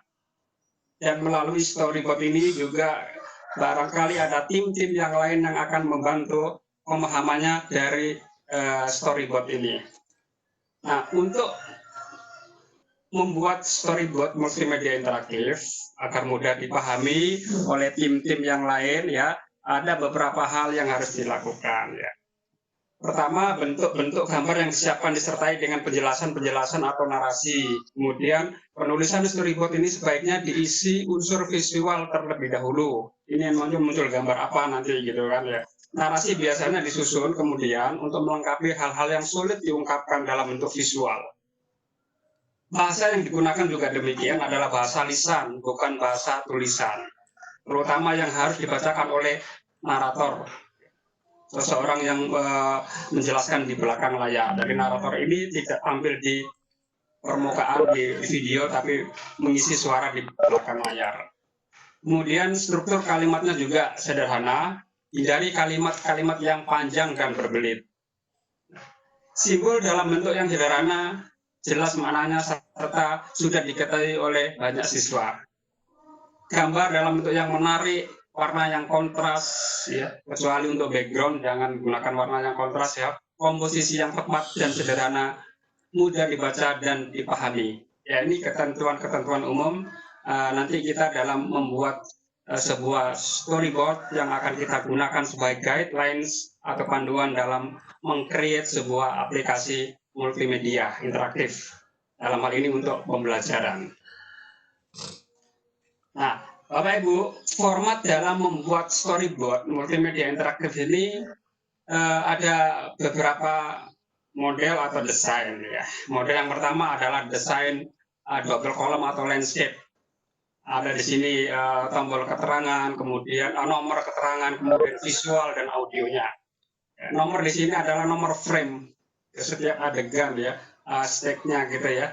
Kemudian keterangan berisi keterangan yang menunjukkan posisi dari frame tersebut, misalnya menu, submenu, uraian materi, dan lain-lain. Kemudian visualnya ini berisi semua unsur-unsur yang divisualisasikan. Nanti muncul teksnya bagaimana, gambarnya bagaimana, videonya gimana, ada animasi apa, kemunculannya bagaimana. Ini bisa dijelaskan di bagian visual. Dan di sini berikutnya adalah bagian audio berisi semua unsur-unsur audio meliputi narasi ya. Kemudian ada musik background, ada musik efek dan komponen-komponen yang lain. Ini contoh format double column dan landscape untuk sebuah storyboards. Nah, prinsipnya Bapak Ibu di dalam membuat storyboard ini harus mencantumkan hal-hal yang penting. Pertama adalah sketsa atau gambaran layar, halaman atau frame. Kemudian warnanya, menempatkan dan ukuran grafik jika perlu ya. Kemudian teks asli ya jika ditampilkan pada halaman atau layar. Kemudian warna atau ukurannya, narasi jika ada ya. Memang tidak sepanjang visualisasi harus ada narasi. Tentunya ada juga jeda-jeda yang hanya diselingi latar musik biasa saja ya. Kemudian ada animasinya jika ada videonya, audionya juga demikian, interaksi dengan pengguna ya, dan hal-hal yang perlu diketahui oleh staf produksi yang lain. Nah, fungsi storyboard tadi sudah saya singgung di depan sebagai panduan atau guideline untuk interaktivitas ya, adalah interaksi yang dibentuk oleh pengguna dan komputer. Ya, yang kedua adalah panduan untuk kendali pengguna berkaitan dengan sejauh mana pengguna dapat melakukan perubahan terhadap belajar dan lingkungan pembelajaran, apa yang akan dipelajari dan bagaimana cara mempelajarinya. Dan fungsi dari storyboard berikutnya adalah panduan untuk umpan balik, ya, memberikan informasi kepada pengguna mengenai ketepatan tanggapannya nanti bagaimana. Ini contoh sebuah storyboard. Di frame pertama ada opening, ya, ada animasi hitungan mundur atau countdowns. Nah, animasi hitungan mundur itu countdown di beberapa aplikasi ini memang sudah ada embed, sudah ada include di dalamnya. Ya, Bapak Ibu bisa membuat sendiri atau langsung bawaan dari aplikasi tertentu, insya Allah ada ya. Kemudian ada musik pembuka, ya. Bisa juga disebut sebagai bumper ya, bumper atau opening ya. Ini memang penting karena dengan bumper ini fungsinya untuk membuat audien ini fokus, siap-siap, ready fokus, akan ada sesuatu. Makanya bumper ini buatlah semenarik mungkin ya, sehingga kesan pertama dengan melihat bumper ini orang akan tertarik untuk masuk ke dalamnya lebih jauh. Ini gambar ini adalah kesan pertama. Kemudian di nomor 2 atau segmen kedua di situ ada tulisan selamat datang dalam penjelajahan dunia matematika yang menyenangkan. Nanti ada tulisan itu. Mungkin nanti Bapak Ibu variasikan mungkin dengan logo Rumah Belajar, logo Tuturi Handayani, Kemdikbud dan lain-lain ya. Kemudian di contoh ini juga diberikan narasi ya yang menyertai tulisan. Walaupun sudah tertulis, ini memang akan lebih bagus dinarasikan juga ya. Misalnya narasi tersebut berbunyi selamat datang dalam penjelajahan dunia matematika yang menyenangkan. Ini suara narasi disertai dengan tulisan yang beranimasi. Kemudian di segmen berikutnya adalah judul.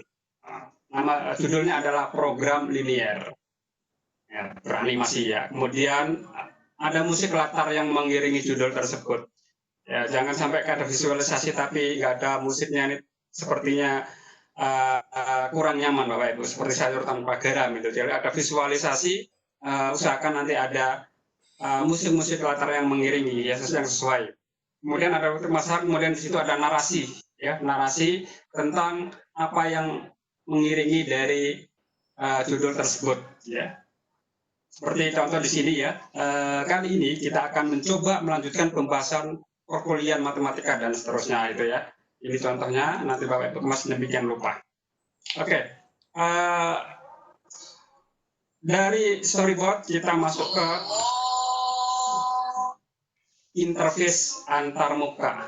Ya, Bapak Ibu, bagaimana mendesain sebuah antarmuka multimedia interaktif yang bagus ya, sehingga interface tersebut enak dilihat, user friendly ya, tidak membingungkan bagi peserta.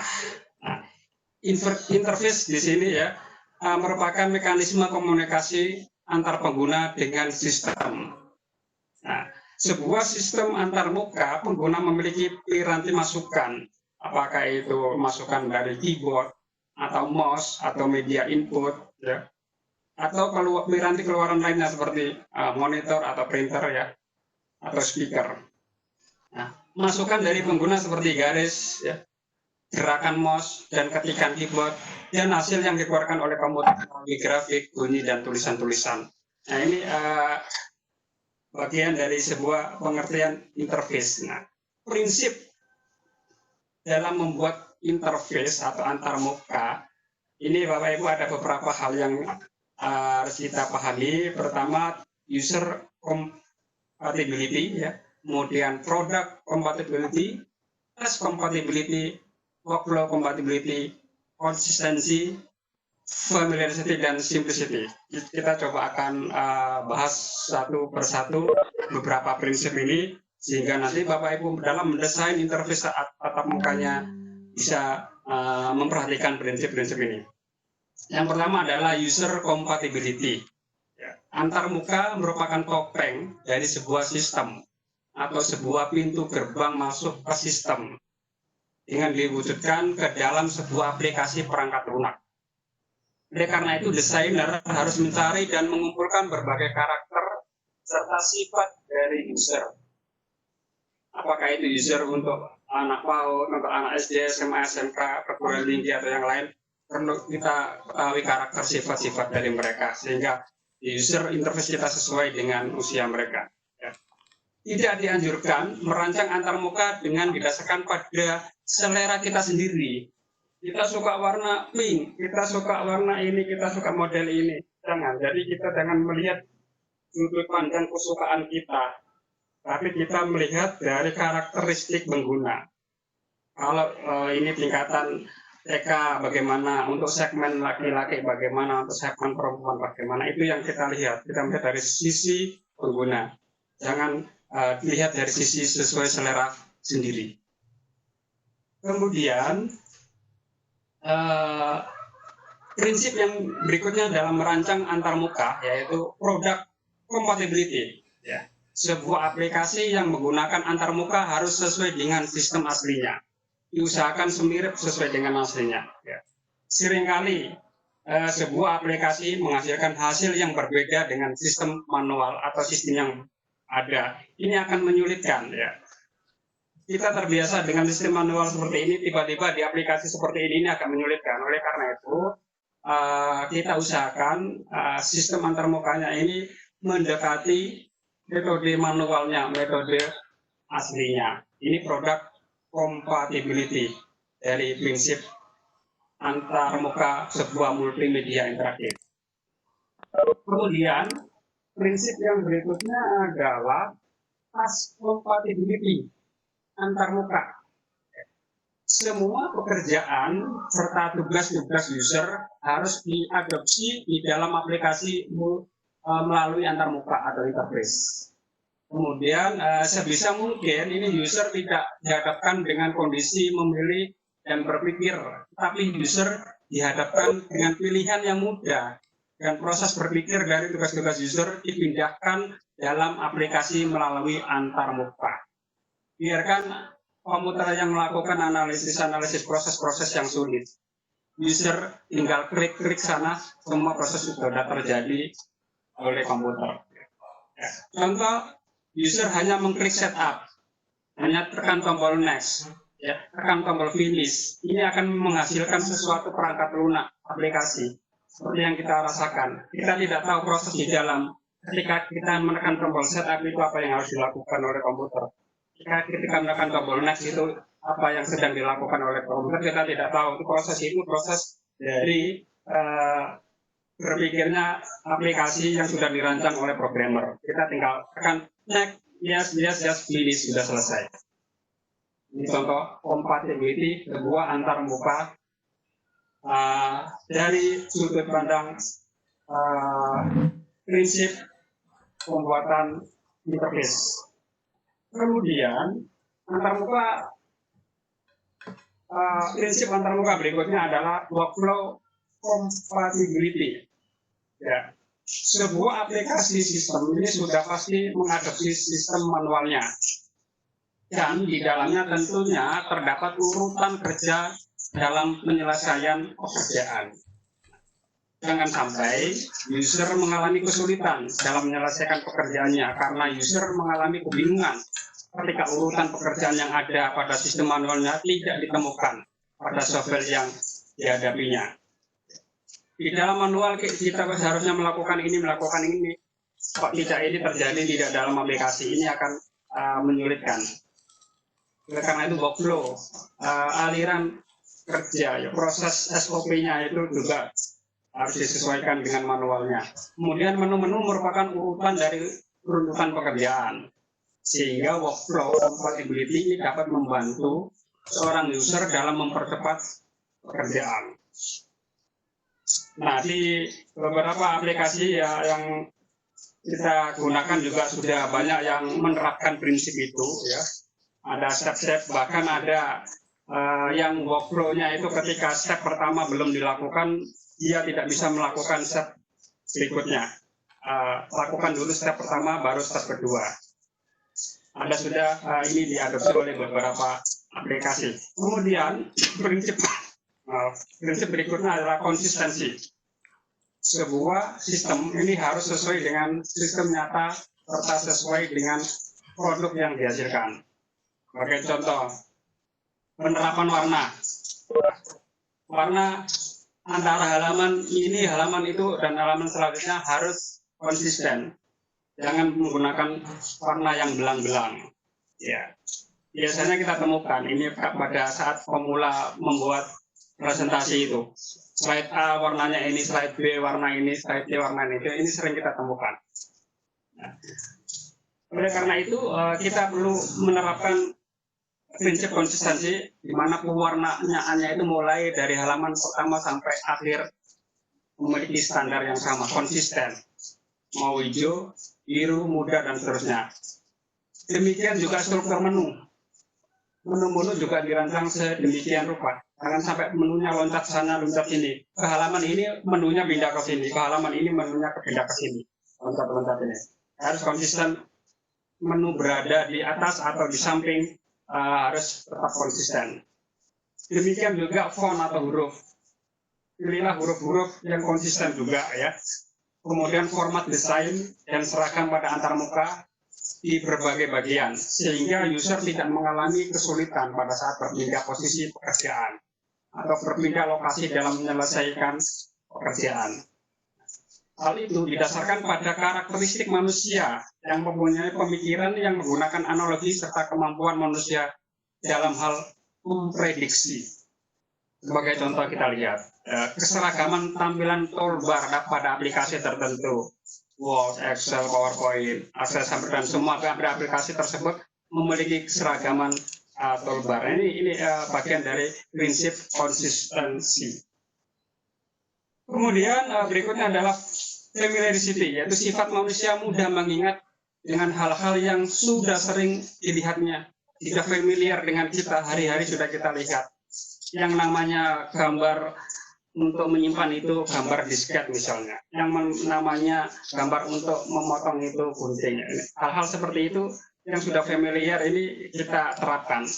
Jangan sampai kita membuat menu-menu yang tidak umum. Ya. Kita mau membuat harus membuka aplikasi dikasih gambar silang. Padahal gambar silang itu umumnya itu hanya untuk menutup. Kita gunakan untuk mau masuk. Nah ini sesuatu yang menerapkan prinsip ini. Kemudian antarmuka sebisa mungkin didesain sesuai dengan antarmuka pada umumnya dari segi tata letak, model dan sebagainya. Kemudian yang terakhir adalah kesederhanaan atau simplicity. Nah, di sini lebih berarti sebagai hal yang ringkas dan tidak terlalu berbelit. User akan merasa lelah dan bosan jika pertanyaan-pertanyaan dan menu bahkan informasi yang disediakan terlalu panjang dan berbelit. Kemudian user lebih menyukai hal-hal yang bersifat sederhana, tetapi mempunyai kekuatan atau bobot yang melekat dari sebuah aplikasi itu. Kita lihat sepertinya. Nah, kalau kita buka di Google, saya lihat sederhana sekali Google saja, sederhana sekali gitu kan. Sehingga orang merasakan akan menyukai hal-hal yang seperti itu daripada menunya banyak terpampang di luar semua ribet, ya ini akan membuat pusing ini mana yang mau dipilih duluan dan seterusnya. Kemudian flexibility yaitu merupakan bentuk dari solusi pada saat menyelesaikan masalah. Ya. Software engineer dapat membuat sebagai solusi penyelesaian untuk suatu masalah. Sebagai contoh adanya menu, kemudian ada hotkey atau model dialog yang lain-lain. Tipe antarmuka di sini ada beberapa hal Bapak Ibu juga yang perlu kita ketahui. Pertama melalui direct manipulation, ada menu selection, ada fill-in, kemudian command language dan natural language. Kita coba lihat apakah nanti kita akan menggunakan tipe yang ini, direct manipulation, yaitu interaksi langsung dengan objek pada layar. Kita melakukan sesuatu misalnya delete dengan memasukkan ke trash ya. Kemudian kelebihannya adalah waktu pembelajaran pengguna sangat singkat, umpan balik langsung diberikan pada setiap aksi sehingga kesalahan terdeteksi dan diperbaiki dengan cepat. Nah, kekurangannya adalah antarmuka tipe ini rumit dan memerlukan banyak fasilitas pada sistem komputer. Cocok memang untuk penggambaran secara visual untuk suatu operasi atau objek tertentu. Nah, bentuk menu yang lain adalah selection. Memilih perintah dari daftar yang disediakan. Misalnya saat klik kanan, memilih aksi yang tinggi lagi. Kelebihannya adalah pengguna tidak perlu ingat nama perintah, mengetikkan minimal dan tingkat kesalahan juga rendah. Nah, kekurangannya adalah tidak ada logika AND atau OR. Perlu ada struktur menu jika banyak pilihan dan menu dianggap lambat oleh pengguna ahli dibanding command language. Ini contoh-contoh bentuk menu. Kemudian tipe yang lain menggunakan tipe form fill-in. Ini juga sering kita temukan dalam membuat. Kelebihannya apa di sini? Memasukkan data yang sederhana dan bisa dipelajari.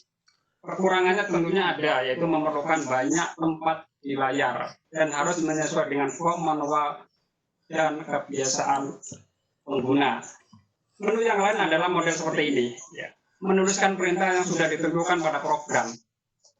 Kelebihannya perintah ini diketikkan langsung pada sistem, dapat diterapkan pada terminal yang murah. Kombinasi perintah dapat dilakukan.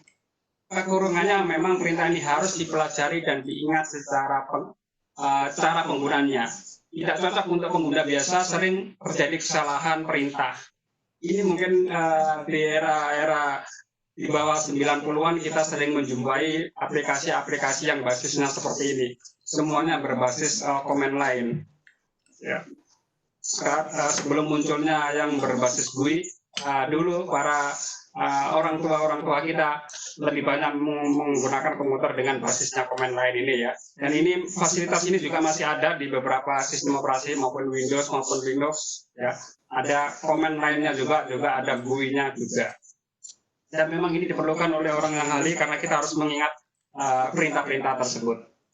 Yang berikutnya adalah network language yang menggunakan bahasa alami untuk mendapatkan hasil. Contoh misalnya search engine di internet. Ya. Kelebihannya perintah dalam bentuk bahasa alami dengan kosakata yang terbatas, misalnya kata kunci yang kita tentukan untuk dicari oleh search engine. Tentu saja juga ada kekurangan model ini, yaitu kekurangannya tidak semua sistem cocok menggunakan ini. Sekarang kita masuk ke struktur navigasi. Ya. Struktur navigasi di dalam aplikasi multimedia ini juga penting. Ada beberapa struktur ya, ada linear, ada hierarki, ada jaringan, dan ada kombinasi. Nanti Bapak Ibu memilih yang mana dari sekian struktur ya. Struktur yang pertama adalah linear. Ya. Struktur ini seperti presentasi. Kita dipaksa harus melalui halaman 1 dulu, baru halaman 2, halaman 3, halaman 4, harus berurutan. Ini yang linear. Ya. Berbeda dengan yang struktur ini hierarki. Jadi ada menu utama, kemudian sub-sub menu, di dalam sub menu ada sub-subnya lagi. Untuk lari ke sebuah menu harus melangkah ke atasnya lagi. Katakanlah ini topik C3. Nah, dari topik C3 kita tidak bisa lewati topik A1, ini tidak bisa, harus kembali mundur ke menu level di atasnya. Ini adalah struktur yang namanya struktur hierarki. Kemudian ada juga struktur jaringan. Nah, struktur jaringan ini dinyatakan dalam halaman utama mempunyai hubungan dengan setiap mode. Nah, setiap mode dapat dihubungkan kembali ke halaman utama. Nah, pada model ini hanya terdapat 2 macam link, yaitu halaman utama dan dari halaman tersebut ke halaman yang lain. Ini akan lebih fleksibel. Dan yang selanjutnya adalah struktur kombinasi, merupakan struktur seperti tangga pohon, gabungan antara struktur linear dan menu, di mana di dalamnya tidak ada batasan untuk menyediakan banyak pilihan dengan menu utama dan sub menu yang ada. Nah, Bapak Ibu, sekarang kita masuk ke sebentar, waktunya udah mau habis, ini saya lewati ya, efek visual ya. Efek visual mungkin saya lewati saja Bapak Ibu. Saya langsung masuk ke bagian terakhir, yaitu pengujian. Nah, ketika kita sudah desain sedemikian rupa aplikasi kita, maka langkah yang terakhir adalah pengujian. Uji ini adalah elemen kritis dari jaminan kualitas perangkat lunak dan mempresentasikan kajian pokok dari spesifikasi desain dan pengkodian. Ya. Rekayasaan penciptaan sederetan test case yang dimaksud untuk membongkar perangkat lunak yang sudah dibangun. Ini penting sekali dilakukan. Tujuannya apa? Untuk mengerti fungsi yang ditemukan, di mana produk dirancang untuk melakukan ya, pengujian dapat dilakukan dengan memperlihatkan bahwa masing-masing fungsi beroperasi sepenuhnya. Tombol ini jalan, tombol itu jalan, suaranya jalan, dan seterusnya. Ya. Fungsi juga, tujuannya juga mengetahui kerja internal suatu produk, maka pengujian dapat dilakukan untuk memastikan bahwa semua roda gigi hubungan antar menu itu jalan dengan baik. Itu juga perlu dilakukan. Ya. Nah, pendekatan pengujian yang kita kenal Bapak Ibu, ada pengujian white box dan black box. Ya. Pengujian white box ini kadang-kadang disebut pengujian black box, adalah metode desain test case yang menggunakan struktur kontrol desain prosedural untuk memperoleh test case atau kasus tadi kasus. Kemudian pendekatan yang kedua adalah pengujian black box. Ya, berfokus pada persyaratan fungsional perangkat lunak tersebut. Masing-masing punya tujuan Bapak Ibu, memberikan jaminan bahwa semua jalur independen pada suatu model telah digunakan dengan baik. Ini yang white box. Kemudian menggunakan semua keputusan logis mengeksekusi semua loop yang ada di sana menggunakan struktur data internal maupun penjaminan validitas. Kemudian kalau yang black box juga memiliki tujuan ya. Pertama, mengetahui fungsi-fungsi yang tidak benar, kemudian kesalahan interface, kesalahan dalam struktur, kesalahan kinerja, inisiasi dalam kesalahan terminasi ya. Nah, oleh karena itu untuk menjawab pertanyaan-pertanyaan tersebut, kita melakukan hal-hal membuat pertanyaan-pertanyaan bagaimana validitas fungsional diuji, kelas input apa yang akan membuat tes case menjadi baik, apakah sistem sangat sensitif, bagaimana batasan dari sebuah data isolasi ya, kecepatan data, apa fungsi kombinasi dan lain-lain ya. Dan aspek pengujian media pembelajaran ini adalah aspek pengujian perangkat lunaknya sendiri, kemudian ada aspek desain pembelajarannya dan aspek visual. Jadi tiga ini yang perlu kita uji dalam membuat media pembelajaran. Nah, aspek perangkat lunaknya apa yang harus dilakukan? Kelengkapan menu harus ada, fungsionalitas menu, kesederhanaan, aplikasi tidak mudah hang, link-linknya demikian ya, memudahkan pemahaman dan memudahkan pengoperasian aplikasi. Dari sisi desain pembelajaran, tentunya ada komponen juga yang harus dicek, kejelasan tujuan pembelajarannya apa, kemudian relevansi dengan SKKD yang ada ya. Kesesuaian materi yang dipaparkan dengan kompetensi dasarnya sudah sesuai ya, materi yang diberikan tepat atau sistematis, kemudian kedalaman materi tersebut dan umpan balik pertanyaan di akhir materi. Dan yang berikutnya adalah komunikasi visual, bagaimana komponen-komponen tersebut meliputi interaksinya, ide atau gagasannya, konten animasinya, format teksnya, backsound-nya dan seterusnya. Skop pengujian itu bisa dilakukan oleh ahli ya, bisa uji terbatas dan uji lapangan langsung ke pengguna. Setelah itu kegiatan evaluasi pada kegiatan proyek ini disebut evaluasi formatif. Ya. Dapat dilakukan dengan beberapa cara, bisa dengan tes, review dan uji coba. Dan bagaimana cara tutorialnya? Apakah nanti kiranya Pak Yahya bisa membaginya dalam bentuk link YouTube atau bagaimana? Kepada Pak Yahya, silakan Pak. Baik. Untuk aplikasi-aplikasi ini, rasanya teman-teman juga sudah share di grup tentang aplikasi yang kita gunakan. Demikian juga tutorialnya. Tutorialnya selain ada di link website Simpatik, karena itu ketika masuk ke website Simpatik dan ketika Bapak Ibu masuk ke kelas itu sudah ada terpampang tutorialnya step by step, mulai dari membuka, kemudian meng-create menu ini, membuat ini, sebenarnya sudah ada semuanya di modul. Itu makanya di sini saya memberikan pendalaman-pendalaman yang ada di luar, yang ada di Simpatik, sehingga ada wawasan baru bagi Bapak Ibu. Selain juga di Simpatik, di YouTube juga banyak sekali kita temukan. Insya Allah nanti kita share ke grup juga. Seperti itu, Ibu. Oke. Terima kasih Pak Yahya. Sepertinya sudah jelas Bapak Ibu pertanyaannya, semuanya sudah ada di Pembati bagaimana cara pemakaiannya dan tutorialnya. Di sini Pak Yahya hanya mempertegas saja bagaimana daripada bagian-bagian daripada modul 11 ini sendiri. Sepertinya waktu juga yang memisahkan kita, sementara materi cukup padat. Close statement dulu dari Bu Ida atau Pak Rizal. Kalau dari saya, untuk close statement-nya.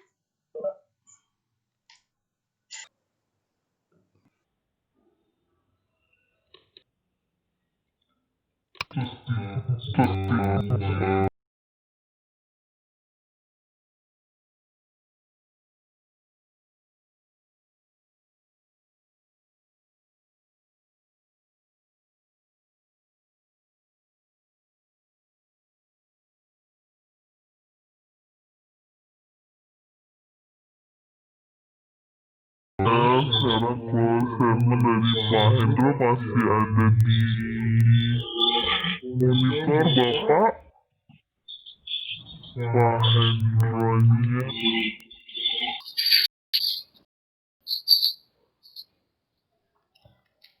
Sepertinya sudah ini ya Bu ya.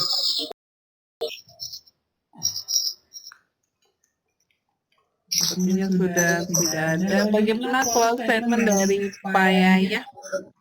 Boleh Pak Yahya? Ya, baik. Terima kasih Bu Kamila. Close statement dari saya, dari Bapak Ibu.